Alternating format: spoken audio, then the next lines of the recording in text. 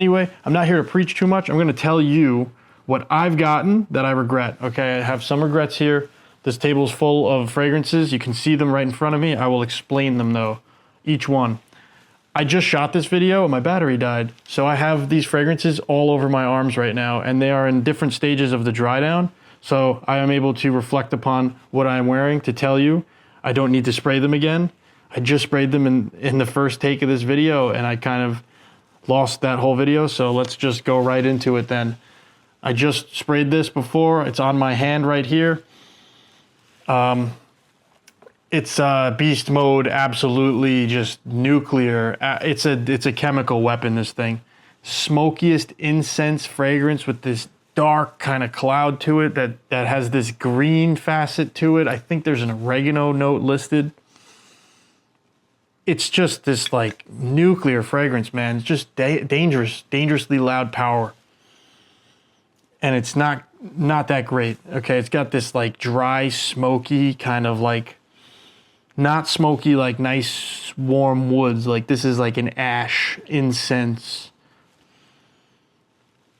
Just dark, a little bit sweet, but in a weird way. It's not pleasant at all. I wouldn't wear this ever. I just kind of blind bought it because people were like saying it was great, and it was just like, and I like the incense note, you know, the way Acqua di Gio Profumo uses incense, Versace Dylan Blue, etc., etc., etc. They use incense very nice in a lot of fragrances. This one just is so heavy-handed with whatever the hell it's trying to do, and it's so nuclear. It's kind of terrible. So for me, this is a big no. Big no. Afnan Supremacy Incense, okay? This line has some other stuff that's actually pretty good. People like this line. The other ones are fantastic, but this one, just don't blind buy it. I mean, if and other people smelling this, like my fiance was like, what is that? I gave this bottle to one of my friends, just gave it to him. I was like, please get this away from me. I can't have it. And he like had it for like a year, and he gave it back to me. He's like, this is horrible. I can't do it. And he really only sprayed it like 3 times, and I've sprayed it like 3 times. It's not my scent profile at all. It's like this ashy, like kind of weird sweet with this strange green facet to it. That's a dark green smokiness, and it just is kind of strange to me. Very strange, Afnan. That one is weird. Bulgari Pour Homme. What an absent fragrance. It's like an $80 to $100 fragrance. And Bulgari has some really great stuff, okay? Cheap cap. No smell at all. I smell nothing here. I just sprayed this on my arm. Nothing. Nothing at all. 5 sprays. Smallest oak moss kind of scent. A little bit of a mineralic kind of aromatic thing. Touch of this like kind of sweetness in it, like a musk. But it smells like they took a fragrance and just poured water in it. This thing lasts like 15 minutes, not even, and you have to spray so much, and it just doesn't do anything, and it's a disappointment. My family actually got me this as a gift because I smelled theirs, and I was like, oh, this is great. But I think he had Pour Homme Extreme, which might be a better version of this. They got me the Pour Homme, so it's kind of like a blind buy, and for $80, I feel bad that they spent it because I never wear it anymore. I did dent the bottle, you know, I did a pretty good. I tried wearing it a bunch of times, and it just is not there. There's like nothing going on in this fragrance. It's almost like in the Acqua di Gio direction. It has that like fresh kind of airy thing, but then it's just gonna vanish. It's gonna straight up disappear, and I'm gonna be sitting here like, why did I get this fragrance? So it's been in my my bin of damnation. You know, they're all condemned. I don't bring them to the table. I don't wear them. I don't review them. These are just sitting in the dark closet, and I don't plan on trying to wear them because they're either super in your face horrible, or they're like too weak and they have no identity at all. Yeah, I can't figure out why that was created. Let me switch it up a little. I'm gonna go Dua, because Dua does have some absolute misses, but they do have a lot of good stuff. And it's hard because when you blind buy on Dua's website, it's kind of hard. But Elixir of His Guilt is a Gucci Guilty Parfum. Oh no, Elixir, Gucci Guilty Elixir, okay? Clone. And it's got this weird, like, it's on my arm. It's a mentholic licorice, powdery white florals in there, and just like this sweetness that's strange, and the way it all comes together is not nice. It's like a medicinal quality kind of, very like medicinal. Yeah, it's I smell the Reflection Man chemicals in here, like the white florals from that, but then they just take like this black licorice kind of thing, and it's just like weirdly mixed, and it's not good for me. I mean, I don't like it at all. I don't know if it's accurately representing Gucci Guilty Elixir, but this one's kind of now gonna find its way into my, I wore it once to work, and I kind of regretted it. It smelled the same all day. It is a decent performer, but don't recommend Elixir of His Guilt to anybody. Sorry for getting this to my collection. It's not good. So Elixir of His Guilt, I'll never wear it again. It's just gonna sit here for a long time. It smells strange. It's very, very busy fragrance that's got a lot going on, but it almost seems like it doesn't know what it's doing. It's just doing a lot of this. Just mix down is not nice. Maybe the Guilty Elixir is nicer because it's more refined version of it, but yeah. The few times that I've gotten a Dua that misses, they tend to miss very, very hard. Okay, that one misses really hard. The hits hit very hard too. So that house in general is very polarizing. This one was so hyped when I got into fragrances. Absolutely so hyped when I got into fragrances. This is Badi Al Oud for Glory by Lattafa, okay? You see the Lattafa cap? So Lattafa is like a very polarizing house too, because they have some pretty good like cheapies, right? And in a world that we live where most of us who are into collecting don't want to, you know, we also are into just kind of like immediately getting things like, because it's cheap and it's got like 90% of the way there, I'm gonna get that clone and I'm gonna rock that clone. Now that's gone right for me a lot of times. Like the clones, people have no idea a lot of times, but like now I'm 3-4 years into this thing and I can start discerning between like these clones having like less quality than the actual originals. It depends though. Some of them actually do a better job because they'll take the DNA and they'll enhance it in some way, whether it's performance or whatever. This one though, it takes the Oud for Glory. What is it? Oud for Glory. This is called Oud for Glory. I think that one's called Oud for Greatness. So it's just this sweet, like, oud bomb. It's not very, like, nice at all. It's smooth, kind of, but just, like, chemically. And it's got, like, a, where was it here? Right here. It has a Rouge 540 kind of thing in it, okay? Like a super sweet, like, airy thing going on, but then it's got, like, this wet kind of dank oud wood synthetic low quality smell to it. It's not nice, okay? It's not nice at all. So I'm not really in love with this DNA in general, and then I went and blind bought this and I'm just like, what am I gonna do here? You know, it's now kind of in the eternal pit of despair with the rest of these guys. And then the flanker of it, Badi Al Oud Amethyst. This is the this is the Atomic Rose from Initio clone. And they did a good job with the bottles, okay? The bottles are sick, right? They're sick. For the price point, it's crazy that they got these bottles so close to what the Initio bottles look like. Those are $400. These are like $22 or something. But they're both like pretty beast mode too. They last, but this one, it's not me. Maybe it's you. Maybe someone else could rock it. This one, definitely even less me. It's got this like spicy kind of sharp like rose note in it. It's actually in my arm. Nope. You can actually see, oh man, I can see how this is the elixir on my arm. It's so shiny because it's such a thick fragrance that it's just like living on my arm. It's literally beaded up on my hairs and just kind of sitting there. None of the other ones are doing that. The Duo one is like straight up like butter I just sprayed on my arm. It's like so oily, it's crazy.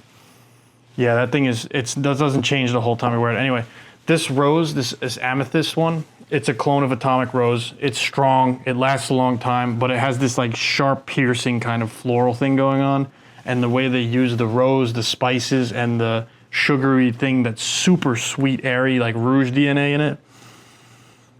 Not for me at all. It's not my look, not my feel. Like if I'm gonna wear something like this, it's Tom Ford's Black Orchid. Does it worlds better, okay? Very not me at all, and I regret blind buying this. It's not a real big loss, but now that I show you here, this is almost 50 bucks that is lost. This one was 20 something, that's $60 lost. This could have been anywhere between $35 and $50 on its own. That's now we're nearing like $80, $90. This is $80 to $100. That's like almost $200 in mistakes right there, okay? That's almost 200 bucks right there. I didn't even finish the list yet. Let's get to Versace the Dreamer. Look, it's got a dent in it. I tried to have it on my wrist. It's drying down now, and it's just this busy smell that kind of like, it has the white floral component, it has this weird tobacco component, and it has some kind of like musky component or vanilla. And it's just strange to me. I just don't understand the hype around it. I guess it's a nostalgic scent for a lot of people, but it is not good for me personally. As a cheapie, it's just really not a good fragrance, so don't get it. I just don't think that anyone could wear this right now. It doesn't smell great. It's a miss for me from Versace. If you're gonna get a Versace fragrance, there's tons of great ones to get, and that's the way I would go with that. Lattafa's Assad. I got this when the hype was at its height. Dior Sauvage Elixir clone, but not anywhere near as beautiful as Dior Sauvage Elixir is. I don't really love that DNA anyway. I think it's a polarizing DNA that is not a mass appealer at all. But this one takes it and puts like this kind of weird funkiness in it and the spiciness in it. But it's very sweet as well in like a weird way. Some little girl at Target walked by me and she was with her dad and she goes, "Daddy, it smells like people." And I'm like, that's not a good thing. So I did try to wear this again this year, you know, a couple months ago in the middle of summer, and it just kind of does this stench. It's not very nice for me. I think on other people it might smell better, like in the air, but I know when I'm wearing this, it's just the same kind of effect, hammering away, and it has a lot of notes in it that just don't do it for me. So I'm not wearing Lattafa's Assad, and I think this one's more expensive than all those combined.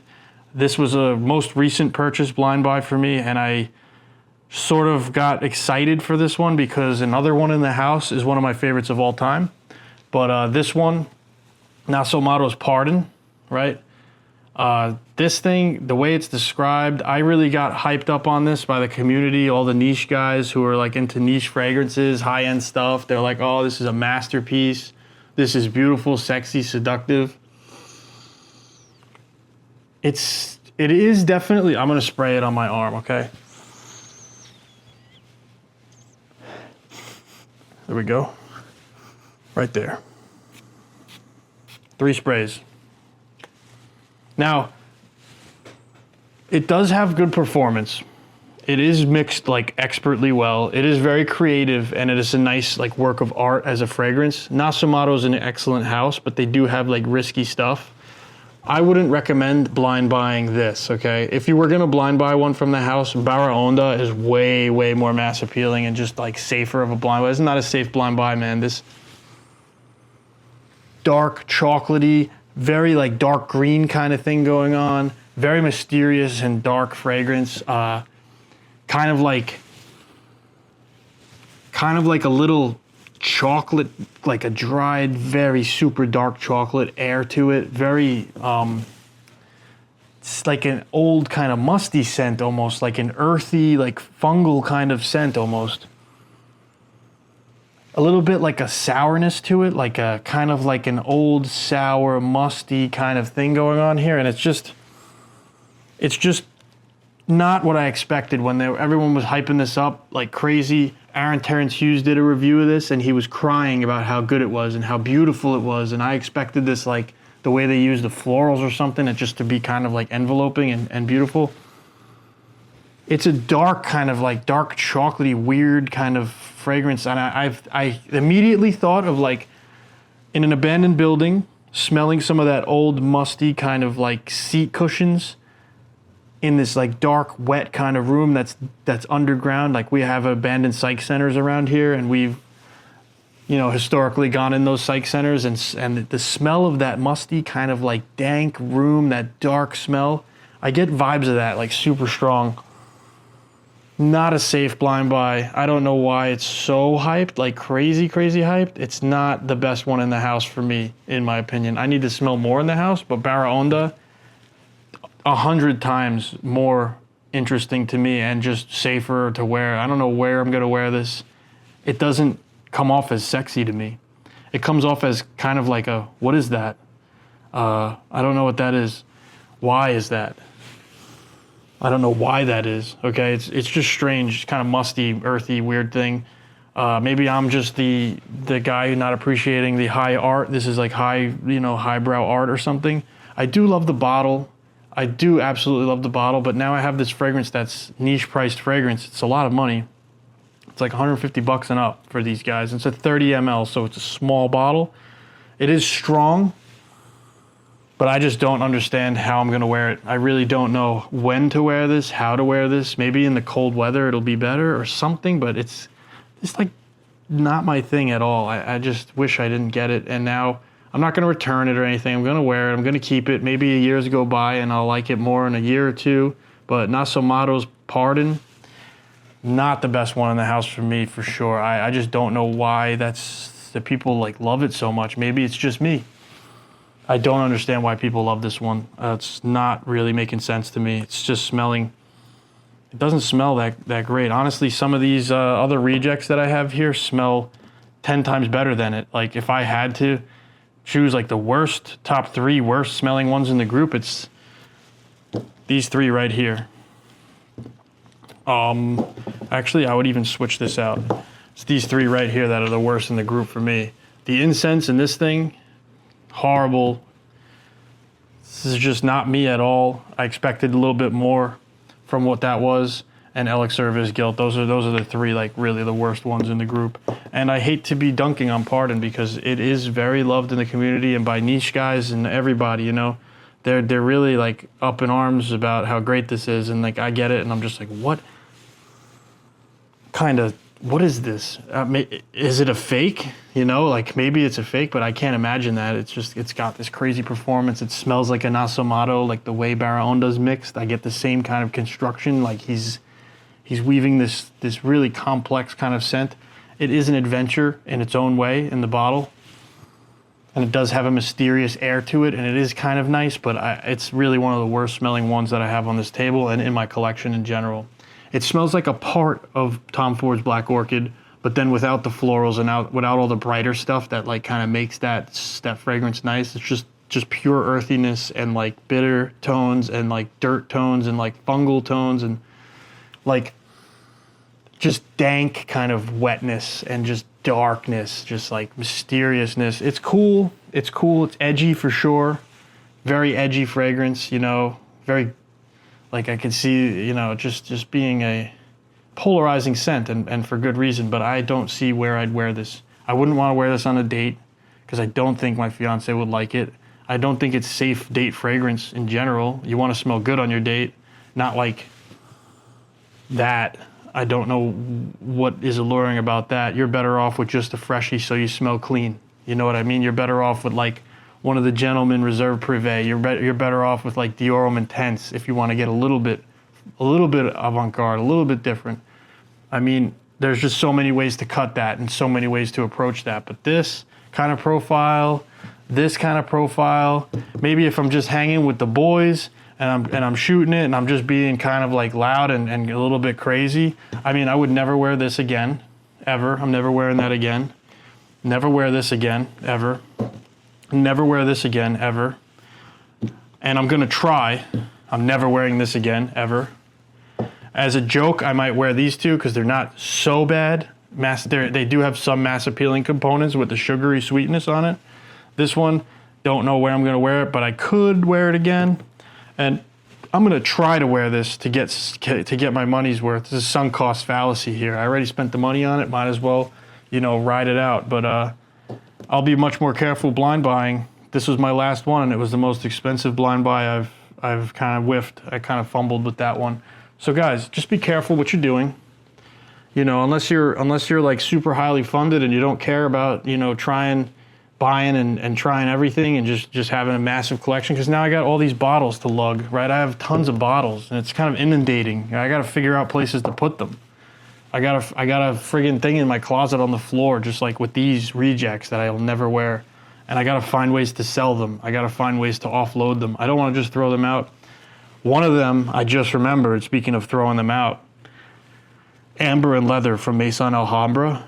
Horrible fragrance. Absolutely terrible fragrance. I don't know why people ever push that fragrance. It smells like a leather chair that's sitting out in the sun, black leather chair full of black polish, like they just polished the crap out of the chair. It's just sitting there in the leather sun for 100 years.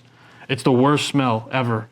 And it smells like this old like leather shoe. Like you're some old guy like with just like this kind of like cracked leather, just terrible smell. It's like such a strong leather note that just kind of like, it hurts. It like doesn't smell good in the air. It doesn't mimic Tom Ford's ombre leather whatsoever. That is a beautiful fragrance. The florals in that make it dance against the dark leather notes that they kind of like tied into that. The sweetness of it, the bitterness of that leather, that sharpness of leather. This thing's just all like super heavy-handed, sharp, horrible leather. Amber and Leather from Maison Alhambra. Another Lattafa whiff, right? That one sat in the back of my car, and I just threw it out. It was just sitting on the floor. I was like afraid that it might like leak in my car, and my car will just be cursed forever with this smell. So yeah, a lot of these are definitely horrible misses out there. You're blind buying stuff, it can go really bad. Or it could go mid. You get lucky, you get semi like mass appealing ones. They're usually the best ones to go for. These strange avant-garde kind of scents that you want to get, those are not the ones that you want to blind buy unless you're really sure what they smell like, okay? Anyway, guys, thanks for everything. Hopefully the next video we could keep it positive, but I do have to give everyone like that heads up, man. I'm trying to do you a favor here. Don't waste your money. Peace.